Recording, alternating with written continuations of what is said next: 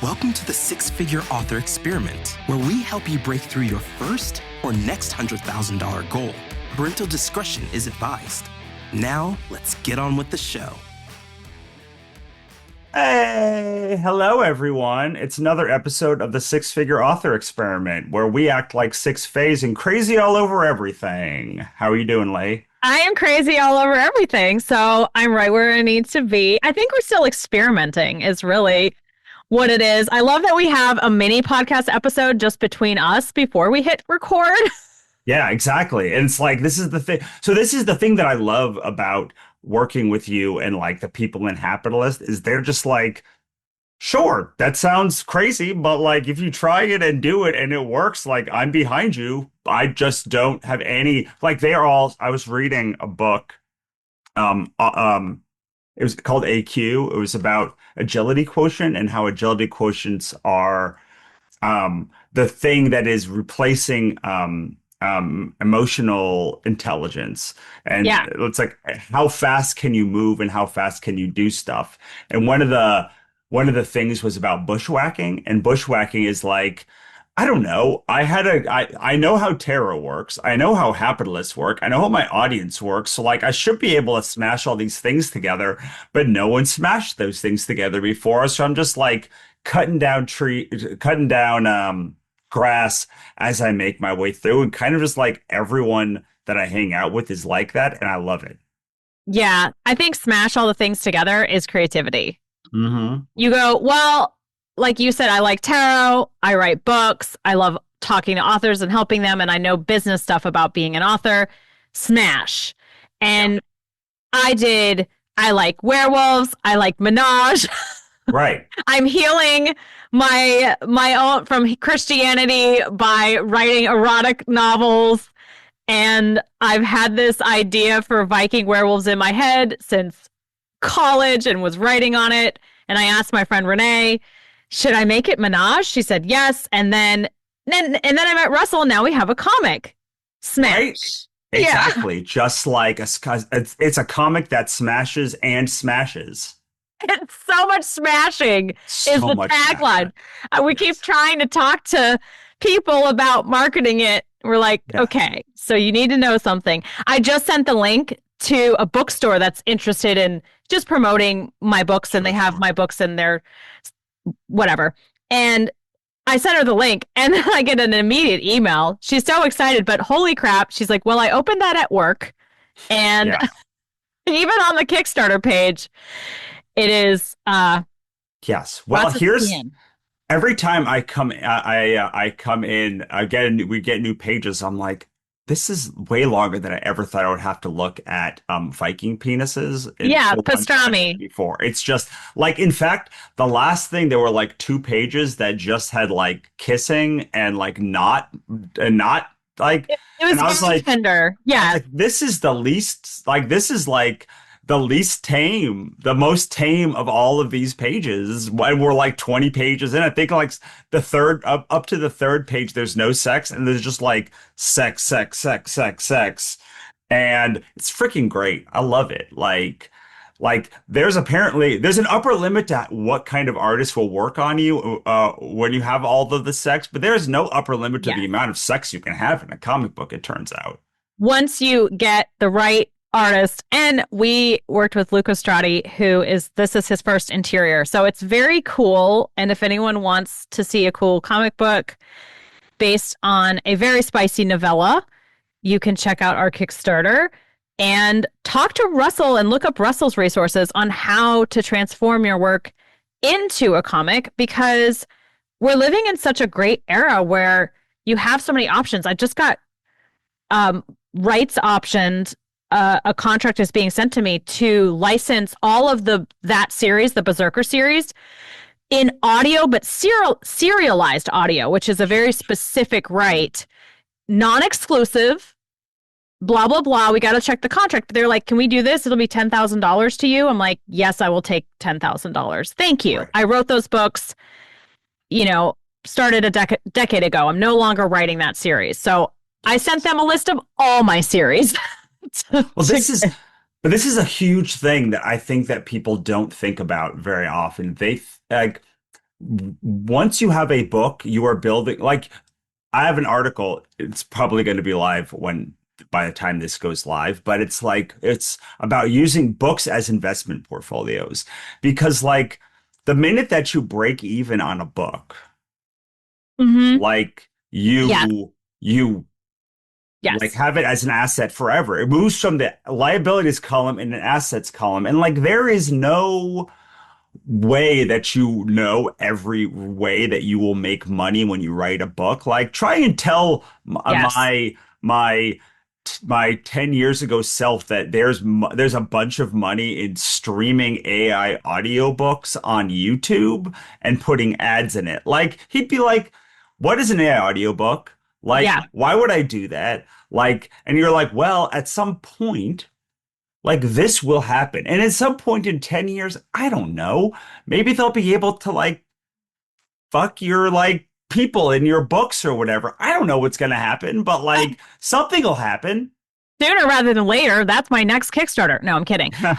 But I I do love that there is so much opportunity. I just have a caveat. And I used to be on Christine Catherine Rush's blog where she talked about rights. And she has a bunch of experience being traditionally published and indie published. And she just said over and over, and she has books on contracts for authors. She says, please keep your rights because Right. people like the author of The Handmaid's Tale, she gave up her rights to a show in the 70s and Right. didn't get paid. Now she's released a new book. So hopefully they'll turn that into a show and then she'll get the money and there'll be a better contract. But please be so careful before you give away carte blanche your rights because Right. merchandise and the new AI audio, new AI games, streaming, dating games. This is coming. It's already here, but someone might approach you in the future and you want to have all your rights. And it's so true. I keep saying this in the book marketing boot camp. I get paid so much because I'm paid on work I did starting in 2015. Right. And you really have moved out of a work for hire into a building assets sort of business. And if you're listening to this and you are not a full-time author, this still freaking applies to you because if you're just writing and you're loving it, please just keep doing it. You're doing exactly what you need to be doing. And then be so careful and precious with your rights. If someone comes at you and says, big publishing deal or Hollywood, just, it's fun. But Christine Catherine Rush said, you just got to keep your head on straight because people say Hollywood and then they sign silly things like, oh yeah, pay me $50,000 for everything. With And the Men in Black people. It's repping the Men in Black. Like they yeah. literally that exact number. Like the person who created the Men in Black comic like got paid 50 grand and like that's all they ever got paid. And that's actually rather high for like people getting rights actually. I'm not, listen, it only takes like a flash of a second to get a great idea. So if you've already signed the thing, it's okay. Put it behind you. I would mentally like silo that and be like, well, that was that part of my life. And now I'm moving on because then you can create more. And then come into the Millionaire Author Mastermind and tell your story. You can post anonymously and teach everyone in there because there's so many authors in there that, might not know how to navigate this. And I don't think that Christine Catherine Rush is blogging anymore, hammering it into our heads, her followers. But I Well, just want people to be careful and to someone else was posting in the Millionaire Author Mastermind. I was coaching a little bit, and he said, my biggest problem is that I wrote on spec. And that publisher has really excellent books under their belt, and they bundled them together, put them up for 99 cents and then Kindle Unlimited, and refused to market them. And I can't access them. I have no rights to them. I could run ads to them, but I only get paid 50%. And my advice was to do what I did with my ex-publisher, who was a complete dumpster fire, but I still had a lot of fun because dumpster fires are sometimes fun. I said, okay, that was a chapter of my life. I'm so grateful. And then I pretended the books didn't exist. It helped that they were cowboys and I didn't want to write cowboys anymore. I wanted to write werewolves. sure. But if I left the group of authors that were all complaining about the publisher and I just close the chapter, cut the cords, which is an energetic term, and I'm very woo-woo. So you can do a magic spell if that helps you. You can take a bath in Epsom salt and pretend it's all washing away. But mentally, I moved on and I created my best work. Sure. So here's a thing that I like to do. One, there's an article on Capitalist about the 7 mistakes that all authors make when publishing their contract, or the nine. There's like maybe it's 9 things that don't do when you're publishing a contract, and like the three that I will just talk about really quickly is one, never give perpetual rights away, ever, ever, ever, ever, ever, unless you were writing a book specifically for a publisher. So there was a book that I wrote called Scritch's Revenge that I wrote for a publisher. That publisher then reverted the rights to me.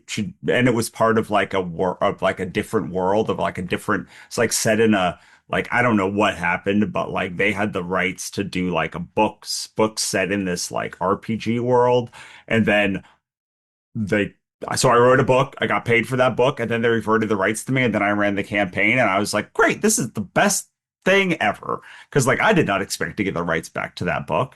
But like, yeah, if I'm going to write a book, like, I mean, I'm giving perpetual rights to the comic that Lee and I made together to Lee. Like that's part of the thing, because so like I'm not saying never give perpetual rights away if like someone is paying you to make that book, or you're like, man, I know exactly what that publisher wants, and I have that book, and I can make that, and I can write that book real quick, and I can get a cash payday. Like I had another book called Vengeance.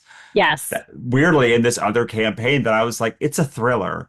Everyone has been asking me for this to turn this movie script into a thriller for years. So like, I'm just gonna do it, and then we'll submit it to like publishers, and I don't care because like this is not the thing. I own the rights to like 80 books.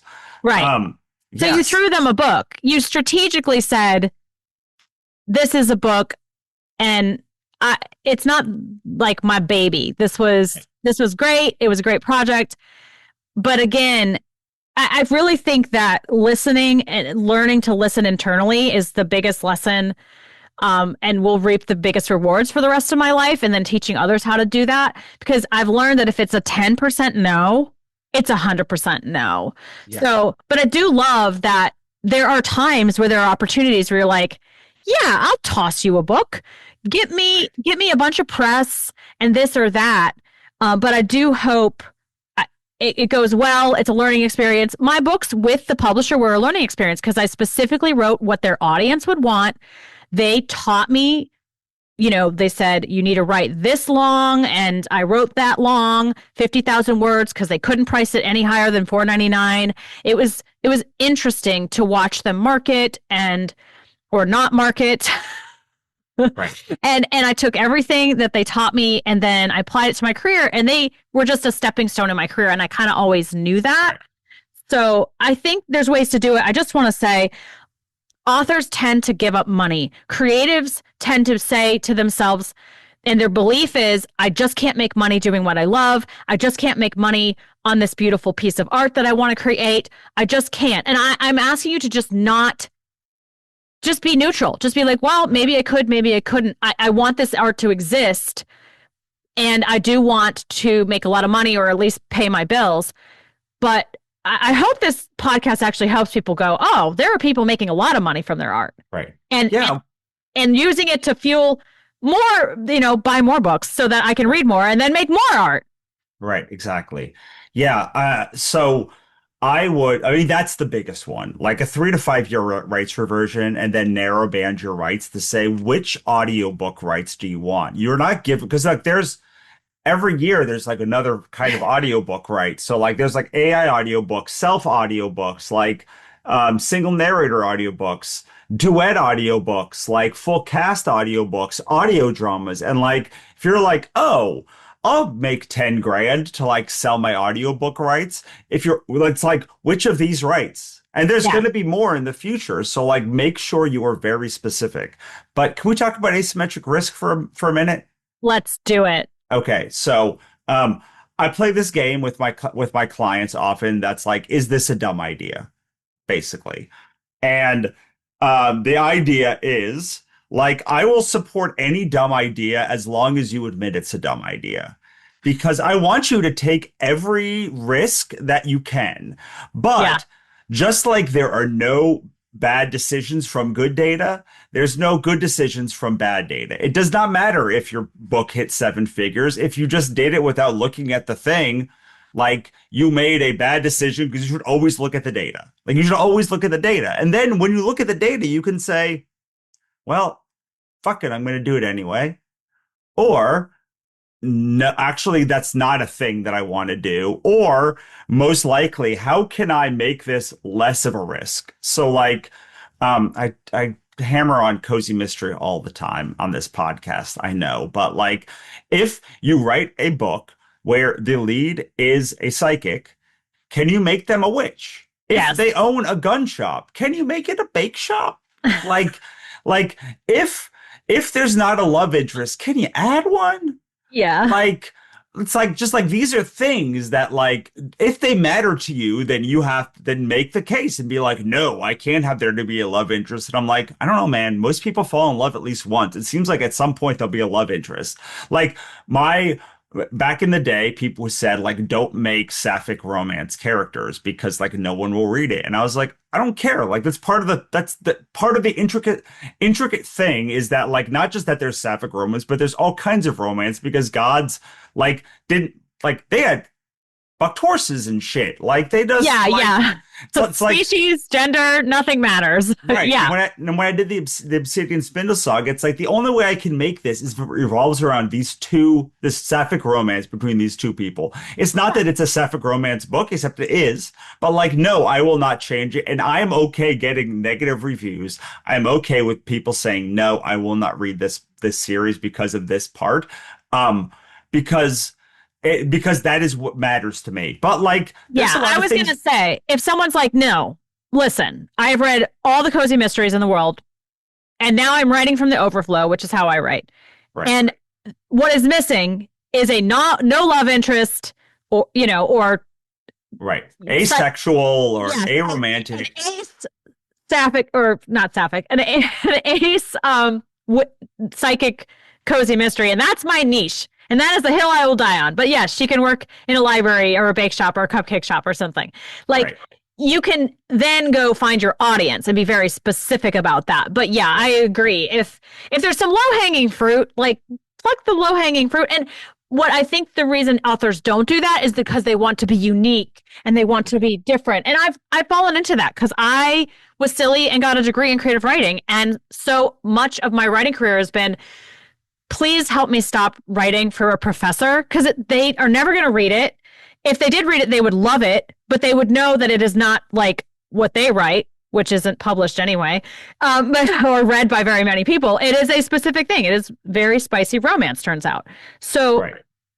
I needed to allow myself to just write that. And when I'm able to step into that and make a very specific menage, Viking, shifter in a fantasy setting, it's very specific, but I also had enough, like wolf shifters are the biggest shifter. They're the alphas shifter. That's what I was going to say. I was like, but the books aren't about squirrel shifters. They're about werewolf shifters. Yes. So I like this. Keep going. Yes. So if you want asymmetric gain, you must accept asymmetric risk. Like that is just like, you are not going to win on the axis that other people are winning. Take Amazon. So for years, Amazon told us that people don't read cross genre, that like KU is the best way to make money, and that like the way to do it is to write a book a month. Like that is what Amazon said the winning axis is. And the minute that you buy that is the thing. Of course, Amazon is going to be the winning choice for how you make a living. Like they're the ones that like they're vested. So like you're now accepting their axis. And like no other place will win on Amazon's axis. But the thing is you can tilt that axis a little bit and like there are unlimited other axes to win on. But like they're generally the less saturated, the thing is, the more asymmetric risk there are. So by asymmetric risk, I mean like, I could like I could write this new series, but like, wow, there's a lot of things that need to go right for this series to hit. But like that, if it hits, it's going to be it's the only way, maybe it's the only way that you have seen to be like, this is a winning axis for me. But like axes often don't win. And we are, as a book culture, very school of fish oriented.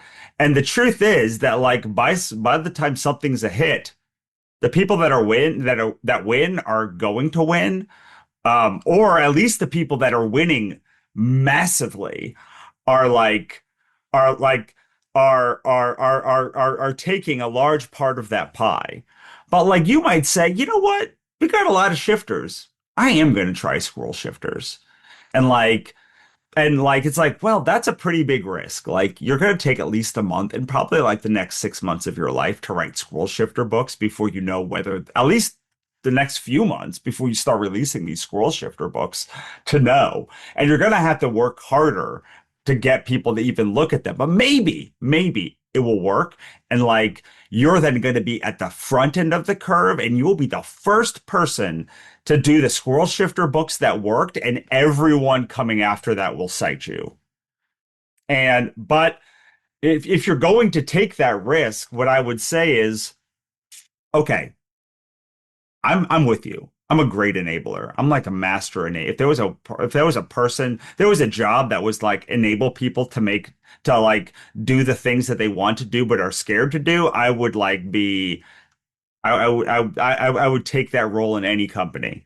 Um, but I would say you cannot come back to me and complain that you are broken because your decision is did not work out, because the most likely outcome is that it's not going to work out. We're talking right now that it's not going to work out. Like you know it's probably not going to work out, but that does not affect whether you are broken or not.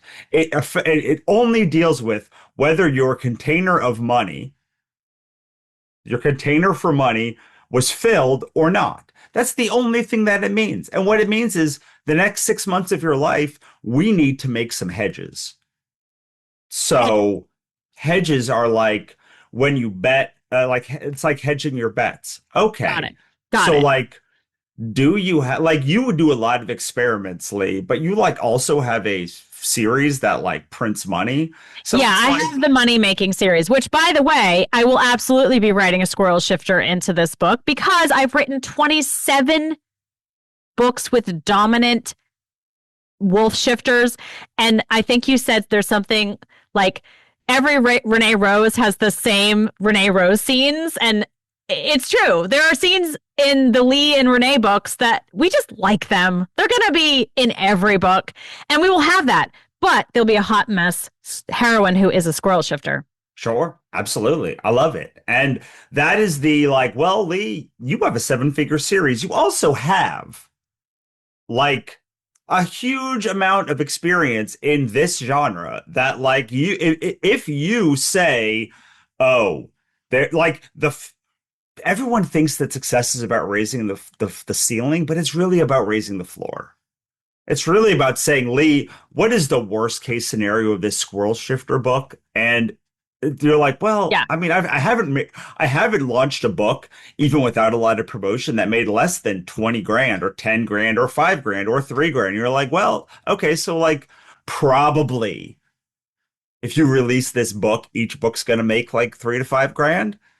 And like, especially if maybe you put it in KU first, or you do something to like juice the early things so you can get like, I don't know. I don't know what the hedges are, but like the Yeah. like if you are at the beginning of your career, this is a new genre for you. You don't read it very often, and like you just were like, I got squirrel stuff. Like Yeah. and like the covers aren't good and the like it doesn't like follow. So then I was like, okay, Lee, you can make your squirrel shifter book. I can do it also because I have an audience and I know how to talk to the audience. And by someone actually asked for my stats. I sent to 34,000 English book readers that is the warmed up list. I have a bunch of others that I did not include in this email because I need to warm them or I need to re-engage them. I got a 54% open rate. Sure. And a 3.34% click rate. And I thought I was doing average. Someone said that was great. And it doesn't really matter because I can send an email, make a couple $100 any Tuesday. So I will say, I did the thing for a while. I'm on year 11, and there's just some things that I can do. And sometimes they'll go great, sometimes it won't. I am making a note to buy a squirrel outfit because I think I could do a joke cover of me in a squirrel outfit and be like, haha. And then I could get clicks on that because, it'll be funny. And also I will get a squirrel outfit as a write-off. Sure. But there's other things you can do, like, okay, so you don't know if this squirrel shifter book is going to work. Like, why don't we launch it on Kickstarter? Or why don't you launch it as a serial so we can segment out the people who are going to buy it in your squirrel in your total audience? We can collect those because we know it's going to be smaller, and then we can work on those people. So that's another thing that you can do. Like, you can change the platform, you can change the pathway, you can change the product, but in general, all of those things can hedge your asymmetric risk. And if you still look at it and be like, dude, I know it's a long shot. I know I'm early in my career. I know I don't have the audience to build a weird thing. I just really feel in my gut. Then I would say, awesome. Again, you cannot complain that you are broken. You can complain that, damn, it's real. I did not understand how hard filling this container would be. But what generally happens is people go, I wrote this squirrel shifter book completely off market and now it didn't work and it means everyone hates me. And I'm like, oh, my love. Yes, most people do probably hate you because that's going to happen either way. Whether you care about it or not. So you just stop caring about that. Yeah, there's 9 billion people on the planet. I figure only half of them will like me. Sure. And I'm never going to meet that 4.5 billion people. So I don't even need half of them to like me. Right, exactly. It's but it is a good idea to find the people that really, really love this series, because what happens is they launch on Amazon and it's off market. And you're like, okay, well, who bought that book? And they're like, I don't know. And you're like, okay. Yeah. Did 200 people buy that book? They're like, I don't know, would 200 people buy this book? It's how did you talk about this book? So I'd also say, okay, your scroll shifter book, you actually have to promote it. Maybe you're a lazy promoter, maybe you just send one email, but dude, if you want this book to hit where you want it to go, you're basically creating a category. You've got to do more work when you create a category, and you did no work. So you did no work in an off genre, launched a book that didn't do what you wanted. And what is the goal? What were you this was the expectation. So it does not mean you are bad at business, because most business ideas fail. I had multiple companies burned to the ground last year, and you're still here. That happens. Yeah. I mean, it's not every container is going to work. Containers to the same audience, just with this business tarot deck that I've been shuffling, hopefully silently this whole time. Yes. Is a different container than Capitalist. It's a different container than Frictionless Growth. But people in my audience light up about different parts of that thing, just like they light up. And I make different amounts of money, even with the same thing. Even books in the same series do not make the same amount of money. So it's most likely your containers for money will fail. So, given that your containers for money, more likely than not, you've talked openly on this show about how your last few launches have not gone the way that you wanted. So, I could probably look at the numbers and be like, maybe I did only send one email. It was more than one, but it wasn't a lot. So. Sure. Well, here's the thing: we have a Kickstarter live now, and if you're not sending an email, I'm going to be I was gonna tell you, I am setting aside Friday. I'm meeting with a marketer, and we're gonna pump it all out. Wow. Pump like a berserker. Anyway, moving on. Wonderful. Yeah. Amazing. But that's what I mean by hedging asymmetric. You will not succeed to the way that you want until you take some sort of asymmetric risk, because even though you worked with powerhouse people and you co-wrote with them and like you built multiple 6 and 7 figure careers. You also like made a series called that we're talking about, the Sold to the Berserkers, Yes. and like that like didn't have an like that was the thing. Like that was not the 7 figure series, but like you made this series from just saying I could be an author, and then you made a thing. And like And then I that made a was thing. And I will say, I wrote a 25,000 word novella. And I actually teach this in my 7 figure author course. I was like, do a tester. And my friend came back to me and was like, no, no, no, book one should always be a full novel. And I'm like, that's right. cool.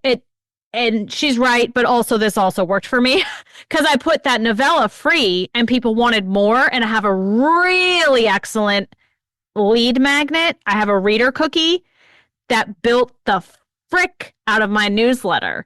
And Right. so even if you don't do it exactly right, you can still make it work. But there are people I've coached before, and one of them wanted to do over 40s romance. And she, again, like you said, if you have this gut feeling, the thing about her is she had made the money. She had made amazing amounts of money. She's really excellent with an engineer brain with Amazon ads. And it was like, you're writing romance. So yeah, write a book in the niche of 40 plus and see how it goes. If she's dying to write it, like that book will probably write itself. Do it. Yeah. And it turns out it was another 7 figure series for her. But if it hadn't been, you get data and you go, well, did I actually love writing this? Because if you don't, like that is, I think, the most important piece of data. Even if it isn't flying off the shelves, but you love it, you can Right. start to analyze it and see how you could align it to make it work. But if that sounds uncomfortable and you're like, I don't even want to do that, let me just write a couple more of my bread and butter psychological thrillers, make the money, and then I'll write whatever I want. Like you can also do that. But I like this data approach. And also I'm a big fan of testing and experiments and like hiring people. Like you don't have to sign a contract for 12 months, hire them for a launch because Right. you need to grow as someone who delegates. Yeah, absolutely. Yeah, so I was sitting in this New Media Summit conference that I went to last week, and I was talking to this guy who owned, I don't know, a rather bland company that I can't even remember what they did, but like we were talking about they're building their business, and I was like dressed like I dressed in like a shirt that said zero fucks in the tarot, and like it was like 20 colors, and I was just like I did a tarot reading for him, and I was like, he's like, man, I wish I could like do more of this. I'd like be a little more like you. She's like, not that much, just like a little bit more. And I was like, well, here's the thing.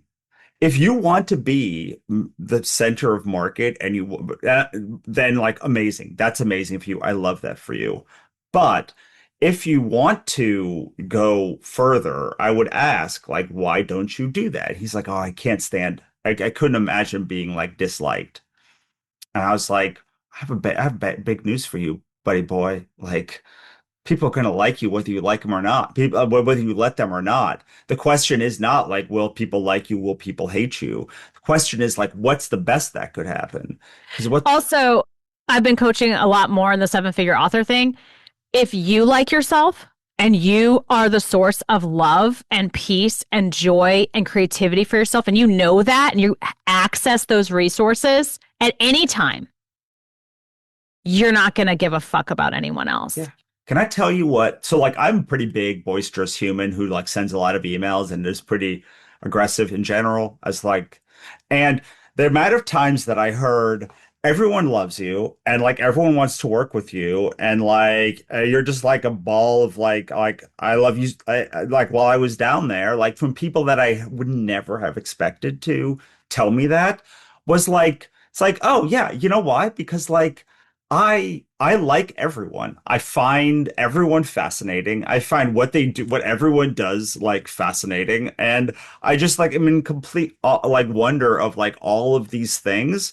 But like I do send a lot of email. And like I know I send a lot of email. Like we get comments all the time about on the podcast they say you say like too much or like how it's hard to take you seriously because you say like too much, and I'm like, then don't take me seriously. Why are you taking me seriously? That's a ridiculous thing to do anyway. But I mean, this is how I talk. And like get overexcited and I say that a lot. I know I do it. But like, would you rather have the insight that came out of my brain or have me modulate that thing and probably not have that thing out of my brain? But like the people that are inclined to dislike you will dislike you. But the people that are inclined to like you will also like you. And so like doing the thing you want will just like make it easier for the people to dislike who dislike you to be like, "Oh, I thought I didn't like them, but I True. really didn't." But like I've been reading a lot about this like what's the best that could happen? And like someone said, someone I was at dinner and I was talking about the sympathetic parasympathetic nervous system and like a topic near and dear to both of our hearts. Yes. And he was like, I sit on the plane and I'm like, well, this is safer than being in a car. And I don't know why I panic. I'm like, because that's a negative. It's like you're saying, oh, well, if I was in a car that will be less safe, but like that doesn't make you safe right now.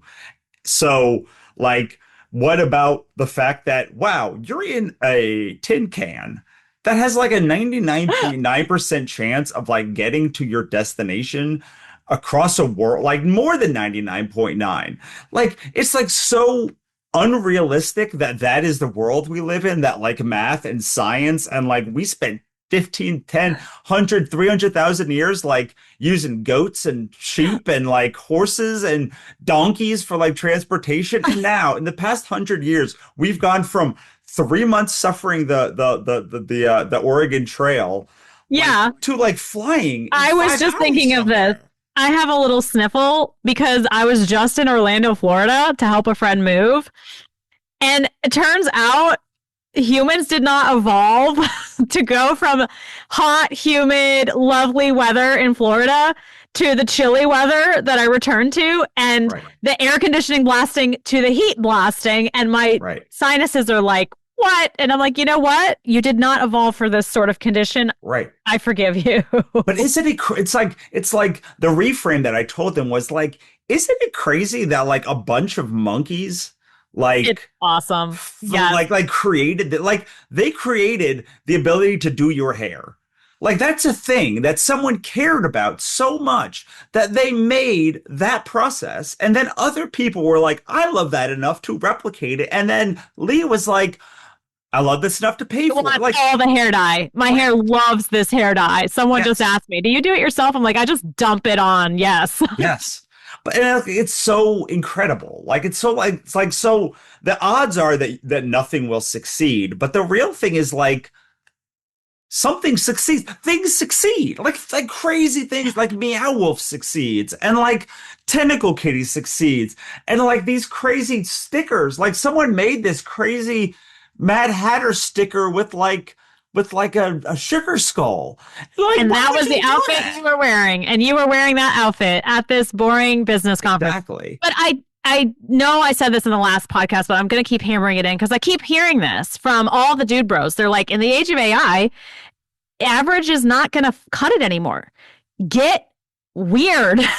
and Right. and Russell, you were there as the tarot guy. And and and the loud jacket guy and I'm the candy cane or the cotton candy hair lady and it's awesome and I Yeah. think I let my kids have invented a species called kitten bugs and speaking of the things that Amazing. exist I want them. yeah Please make these. I know I've tried and they have done lots of drawings so I could send you one of the comics that they wrote but Wonderful. they're kitten bugs and if you ever when you meet my kids at this age at least they will just meow at you unless they really feel comfortable and then they do talk but I let them do it because imaginative play is important but also I need them to be very wildly creative and imaginative like that is going to be their life and I wish that school was designed for this and I hope that this podcast encourages people to do that because school did not. Yeah. And it's okay. Like you're not broken. The school did not break you. You're here, you're listening, and there's so much opportunity. And again, inspiration comes in a flash. The money part is not even that important. Like if you're doing what you love and you're aligned and you know that you yourself are the source of your love and inspiration, we can work on the marketing parts. I'm doing, like I said, a bunch of coaching. You're doing Happilist to figure out capitalism happily. And I just have people in my 7-figure author and I'm just coaching them in a community that I just started. Right. And it's the only way to really get coached by me right now. Because I just don't want to add a bunch of meetings to my schedule. But we really can unlock, if you are creative and you are happy, we can unlock the money part. That is actually going to be easier if you're relaxed, happy, doing what you love. Yes, so I would like to introduce you to one of my favorite brands of all time, which is Tentacle Kitty. This is no sillier than Kitten Bugs, and this is one of the most successful brands from people that I know, like Kitten Bug, like Cat Dog. Great, great series. Like there's so many things you're like that.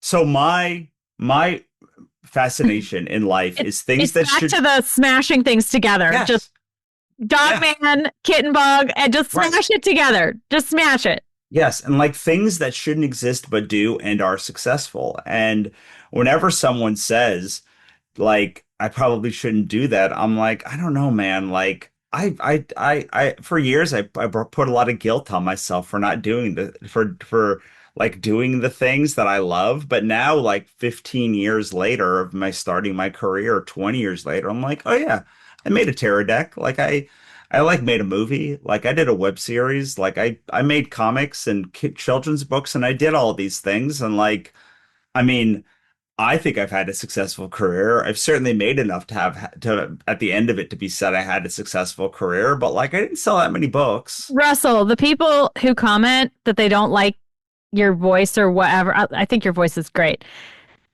They don't make nearly as much money as you. And that is actually one of the biggest benefits about money. I've never really put myself in a position where a white man behind a desk can make a decision about my career. I really like that. That was on purpose. That's probably a wound that needs to heal, but I'm just throwing that out there. Having the money come in and having your own assets with the rights that you own, you can just, it's fuck you money. It's nice. Yeah. And I mean, I'm with you also with the money thing because like, I think that you can either change the series or change a thing to make more money. Like I can tell you how to make more money right now. You just like need to write in one of 4 genres, have the exact copy of a thing, and like like make 6 books in that series, and like you will make and put it in KU and like run ads to it, and like you're probably gonna make a bunch of money because like that's how people still make money is authorships. They do. Yeah. You also could just take what you already have, which is I'm learning, and talk about it every day in some way. Start with what you're comfortable with, and then your nervous system will be like, oh, we didn't die putting ourselves out there, and you'll be able to do more. So that's another way. Absolutely. Well, that was the other thing that I was going to say was like, or you could say, I want this tarot deck to succeed. So like, what needs to change for this to happen? And it's like, well, I'm going to have to get into a bunch of rooms with a bunch of tarot people. And I'm going to have to like make sure the mechanics are really good and true. Because like I'm rebuilding a bunch of this as like business concepts and how to use it specifically for business. And so like it better be really true to tarot too, because like if it's not, people are going to be like, well, you just like usurp tarot to do this. This is not actual tarot. Tarot usurped all sorts of things and has been usurped. And yes, it was not invented by the ancient Egyptians, but people who studied the ancient Egyptians co-opted a game that did not predate regular playing cards. I just learned that. But it doesn't matter because there's still archetypes that are built into the tarot. So it's like taking Scrabble and making it, give you the inner wisdom of life for Zoroastrianism or something. Like, which is great because if people are going to love it and do it, it still works. Right. And like, I think that the deck does all of the things that I wanted it to do, but then now I have to position it. So if you to not get super into tarot, but like since I brought it up, like one of the cards right in the middle, the Wheel of Fortune, is about positioning, and like it's set right in the middle of the second phase of your business, which starts at set clarity and ends at temperance. So like it's right there in the middle, and like it's a big part of how you have success is like figuring the positioning. I was on a call yesterday with somebody, and we were talking about their product, and I was like, well, like obviously you're not making a lot of money because like you don't care about the positioning that you have. So like what is the positioning you care about? And we like rewrote I like spent like 30 minutes. It'll be out at some point on the Habitalist podcast feed. But the idea is like, okay, well, like you have a thing. You can Yeah. either say, I'm going to change my world by introducing this new thing that is more popular. Or you can say, I have this thing that I care about. And like, there's 8 billion people in this world. So I just got to like figure out how to aggregate people Yeah. like to this thing. And there's not a wrong way to do it, except like if you look and say, I have a line of tentacle kitties and putting this out, this like water bottle out is objectionable to me, changing my entire business because I know this is going to be more popular. Like if you don't say that, then like maybe this is a good choice. But you can also, there's another way of saying, how do I get to the right people? Right. How do I get around the right things?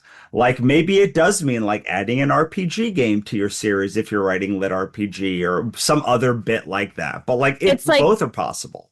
yeah, you pour your heart and soul into something and then it's like I write for myself and then I shape it for the reader. I edit for the reader. And positioning is shaping it. Mhm. Shaping it for an audience. And there's lots of audiences and it's easier than ever to find them. Right. Yeah, I mean, like, look, if you're writing your scroll shifter book, probably should have a shared bed scene. Probably, because like that's a very Only popular scene. only one bed. It's only one bed. You like, can you be like, okay, can you follow pretty closely like the structure of a real of like a wolf shifter or an alpha hole shifter? Like, You just make them fated mates. right, Biggest keyword, fated right. mates to a dominant alpha hole. Yeah. So like, okay, Again, the squirrel and wolf have to be together in the that's thing. that's exactly what I teach in the seven figure author. I'm like trope plus voice. So what's the trope? Pick any trope. Pick your favorite trope and then add your twist. You don't even have to talk about the squirrel shifter.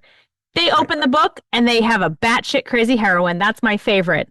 Yeah. She is that's what I call the secret sauce. And let me tell you something. People love Lisa Vino books because I write a trope I freaking love that I can write over and over. And then I just have something weird and no one can write that book with me. Right. Yeah, exactly.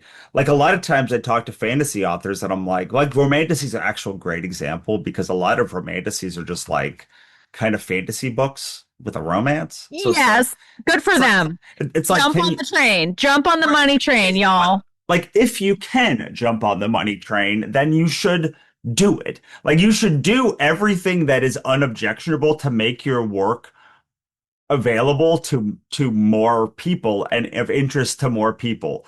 I'm not saying jam a romance into a book that doesn't deserve one or have one or anything like that, but like I'm not saying label your like I don't label the Obsidian Spindle Saga to be romantasy, even though probably could be, at least on the outer skirts, and it could become much more popular if it did. But like, there's a reason why in the first book they go to Oz, they meet the Wicked Witch. They like the one of the main characters is the Red Rider. There's a fairy queen. There's like it's like I didn't have to make it Oz. I didn't have to make one of the main characters in the first book Ozma. Like I didn't have to like do any of these things, but it's like I I actually love like The Wizard of Oz and Alice in Wonderland. Like there's a reason why like the Red Rider's name is Gabrielle and and her best friend is like a beast because it's actually like a Beauty and the Beast. Like Gabrielle is like the name of the original Beauty and the Beast book, the author. I So did it's not know like that. But Exactly. you're Like you right. didn't need to know. This is my fan fiction theory of fiction. Everything is fan fiction, Right. especially the Iliad and the Odyssey, and then, Yeah. Watership Down and Tolkien, and even, yeah, Right. Yeah. So as we work to end, I will bring this back all around to one point. If your book, if you are not having the career that you want currently, like you may have to start selling water bottles, or much more fun is to say, all right, like let's just make an assumption that like if Pushing Daisies, if you don't know Pushing Daisies, it's an old romance mystery show that was on for a couple seasons that about a guy who falls in love with a girl that he can't touch because if he does, he will kill her. And the entire plot of all of the episodes are how to make them be in love with each other, deeply in love with each other without ever touching. And like if that weird show can be made, my then sister like loved that show. same, Loved it. Yeah. same. But it's like, okay, if we make an assumption that like that show exists, and I know it got canceled, but it did get on the air. These people made a lot of money, like across the years. Lee Pace has a career now because of like that. He was Ronin in the Marvel movies. Ronin the Conqueror, the blue guy who had the hammer. Um, I- if we can make that assumption that like that book that thing exists, so there must be an audience for just about anything, then like there must be an audience for your thing, whatever it is. It doesn't matter what it is. Like and you can either like kind of change it a little bit to like position it better, like you can Yeah. change it, or you can be like, no, I'm not going to do anything different. I'm just going to find the people that like this version of weird.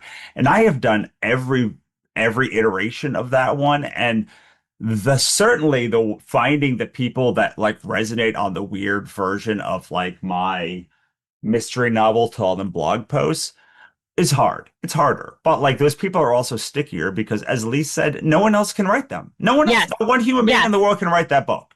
Yes. And you can always do something a little bit more general and popular, or something you'll accidentally, if you're like me, you kind of stumble into something that, oh, that hit big at the right time. Whoops. Yeah. But then I'm going to go back to cultivating an audience for me, for Lisa Vino.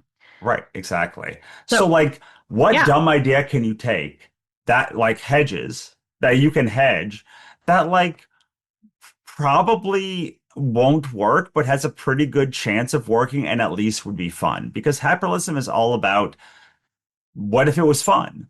Yeah. And every time I talk to someone, the biggest holdup is like, what feels fun to you? And they're like, nothing I'm doing now. I'm like, that's why you're not successful because you're not doing any of the fun stuff.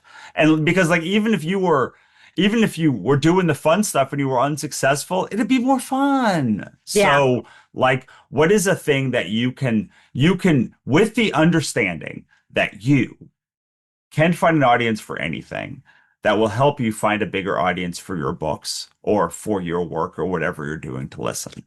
Anyway, that was my quick long summation. Lee, do you have any final thoughts? I hope people smash things together and keep experimenting, and check out my Millionaire Author Mastermind group where we talk about all this stuff, and you'll see notes about all upcoming podcasts, etc. I'm probably going to run a mini boot camp for newsletter because apparently my newsletter is very strong and it will be free. And so that is coming up. So join my group and join Happilist.